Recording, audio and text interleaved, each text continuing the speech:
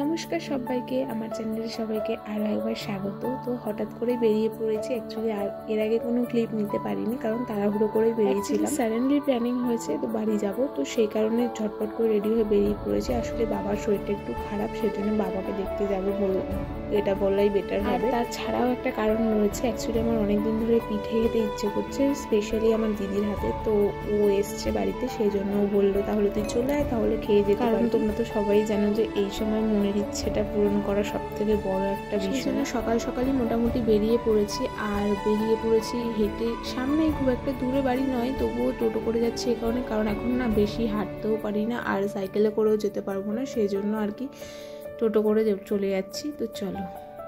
অনেকক্ষণ আগেই মোটামুটি এসেছি, এসে বসেছিলাম। বিছানা এখনো পাতা হয়নি, যেহেতু বাড়িতে কেউ থাকে না এই ঘরে, তো সেই জন্য দিদি আসছে, ও এসে বিছানা পাতবে। এখন শুয়ে রয়েছি, তারপরে কি করছি না করছি সমস্তটা তোমাদের সাথে শেয়ার করব। আর দুদিন থাকবো, তার দুদিনেরই ব্লগ করব। তো চলো।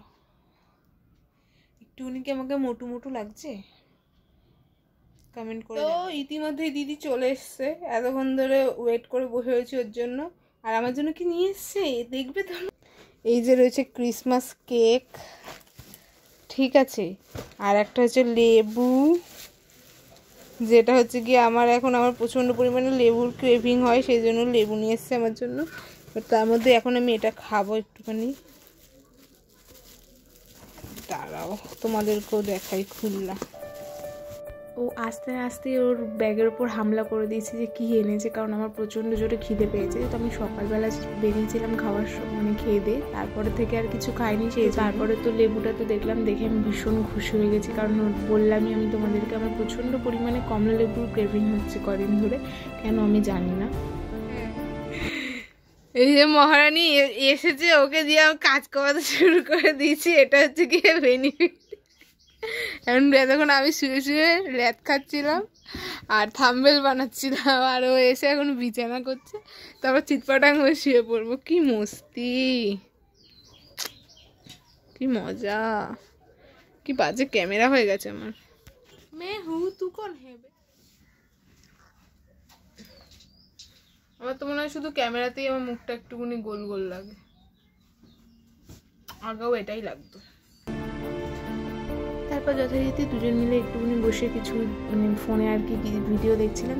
তারপরে খেয়ে নিলাম। লাঞ্চে ছিল ডিমের ঝোল, ভাত আর মাছ। তারপরে আর কি অনেকদিন পর দু বোনের একসাথে দেখা হয়েছে, কিছু গসিপ করলাম। তারপর সন্ধ্যাবেলা বেরিয়েছিলাম হচ্ছে কি একটু দোকানে, মানে সামনে বাড়ির সামনে দোকানে গেছিলাম। এটাকে কিছু জিনিসপত্র যেমন বিস্কুট নিয়েছে, তারপরে হচ্ছে কি আমি তো আর কি সাথে গেছিলাম, আর কিছুই না। আর কিছু সব যেন নিয়েছিল, দুধ নিয়েছে। তোমাদের মনে হতেই পারে যে দেখতে গেছি বাবাকে, অথচ বাবার তো কোনো রকম, বাবাকে তো দেখালাম না বা কোনো কিছু। তো অ্যাকচুয়ালি ওই সব জিনিস না আমার দেখতে ভালো লাগে, আর না আমি দেখতে পারি, আর না আমি ভিডিও করতে পারবো কোনোদিনও। সেই জন্য এসব আর কি ক্যামেরার সামনে তুলে ধরি না। তো বেসিক্যালি তো সন্ধ্যা হয়ে গেছে, আর লাইটের অভাবে আমি ফ্ল্যাশে ভিডিও করছি, ফ্ল্যাশ মেরেছি একটু ভিডিও করার জন্য। সো যাই হোক, দোকানে তো গেছিলাম, দোকান থেকে ফিরলাম, এবার একটু কফি খাবো। তো কফি খাবো, দিদি ওখানে কফি বানাচ্ছে, আমিও যাবো ওই ঘরে এখন। তো চলো, তোমাদের সাথে বেশি কথা বলতে পারছি না। দুবেলা খাওয়া দাওয়ার পর ওই চুটিয়ে গল্প করছিলাম, কারণ বাড়িতে এসছি বলে কথা, গল্প করবো, আড্ডা মারবো, এরমভাবেই তো সময় কাটবে। যাই হোক, তো চলো ওই ঘরে যাওয়া যাক। ইয়ে করে দিয়েছিস, ফোমিং হয়ে গেছে। এই ছেলেটা বোন আসবে কি, তাদের আনছিস? ওটাও পরে এসছে, এটা পরে এসছিস, ছোটা আনছিস? এনে কফি বানানো চলছে, কফি। তাহলে যাওয়ার সময় বাবাকে পড়া নিয়ে যাবে না? এইটা বাড়ি যাই তখনই আমার এটা ইচ্ছা করে, ওটা ইচ্ছা করে, সেটা ইচ্ছা করে, আর যখন থাকে তখন আরো বেশি। সেইটাই জন্য আমি অবাক হয়ে গেলাম। এর চারিদিকে জুতো আনছিস? ই বাবা, দেখেছো জুতো আনতে ভুলে গেছে। ভুলতাম না এই শুভঙ্করের চক্করে। কেন তোমার জুতো নেই? না, জুতোটা বলছে মা আমি পায়ে দেবো না, জুতোটা পরে রয়েছে সাদা রঙের জুতোটা আমার কাছে। দেখে মনে হচ্ছে যে হাতে বানানো হয়েছে, তাই জন্য ওর চ্যানেলে গিয়ে সবাই ওকে ফলো করো, যেই চ্যানেলটা নেই। অনেক বছর আগে ওকে একটা রান্নার চ্যানেল খুলে দিয়েছিলাম, যেটাতে কোনোদিনও আজ অব্দি ভিডিওই করেনি। বাপের বাড়ি ভারী মজা, কিছু কাজ বাজ করতে হয় না, আর এখন তো আমাকে আরোই করতে হয় না, সবাই একদম আতু করছে। তো আমার যখন ডেলিভারি হয়ে যাবে, তখন যখন আমাকে সবাই ছুঁড়ে ফেলে দেবে, আমি খুব কষ্ট পাবো। এখন আমাকে কেউ পাত্তা দেবে না। এই পড়ে গেল রে। বেবিকে নিয়েই ব্যস্ত। ও আমার মা বলছে তখন বেবি ব্যস্ত, বেবিকে নিয়েই ব্যস্ত, তখন তোকে নিয়ে ব্যস্ত হবে না। সামনে এসে বলো তোমার দাঁত দুটো দেখা যাচ্ছে শুধু, এটা হচ্ছে ব্যাপার। হাওয়া হয়ে গেলে চেপে চেপে বসবি। কেন এখন কিসে হয় আগে সেটা দেখো না রে, আমি ওরকম করি না, আমি ওরকম মানুষ নেই। হ্যাঁ, শুধু ওই করবে না, শুধু ওই আগের মতনই ট্রিট করবে, আর বাকি সবাই আমাকে একদম ছুঁড়ে ফেলে দেবে, আমি জানি সেটা। ঠিক আছে, তুমি কিছু বলতে চাও? ঠিক আছে, কিছু বলতে চাও? আমাকে দেখো মোটু মোটু লাগে একটুখানি গাড়িটা।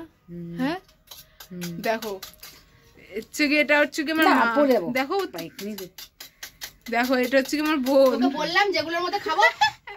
এটা হচ্ছে কি আমার বোন, আর এটা হচ্ছে কি আমার দিদি।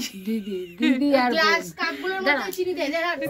আর এখন আমার ইচ্ছার কতটা ভ্যালু বলো, মানে মুখ থেকে বলতে দেরি, হাতের সামনে আসতে দেরি না, সময়টাকে না ভীষণ পরিমাণে এনজয় করছে। আর যখন সত্যিকার ডেলিভারি হয়ে যাবে আর যখন সেই জিনিসটা আর হবে না, তখন কফি, তো কফিটা এখানে হয়ে গেল রেডি। অ্যান্ড এবার কফিটা খেয়ে তারপরে একটু বেরোবো, মানে দিদিরা যাবে বাজারে, তো ওর চতুর্দশ মানে ওর মা আর দিদির সাথেই যাবে। আসলে কালকে যে পিঠেটা বানানো হবে তারই সরঞ্জাম কিনতে যাবো আর কি, মানে যে জিনিসগুলো লাগবে সেগুলো।